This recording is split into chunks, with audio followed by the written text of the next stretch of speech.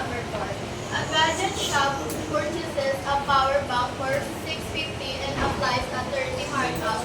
What is the final selling price? The markup is 30% of 650. So 30 times 650 is 19,500 and 19,500 divided by 100 is 150. So ang gagawin nyo is yung original price is i-add nyo dun sa 30% which is 195 and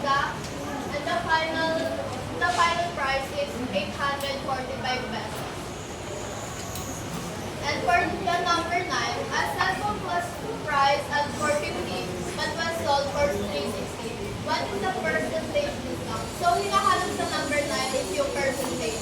The discount is 450 which is the original price minus 360 is yung newly priced and minus niya and ang magiging result is 90.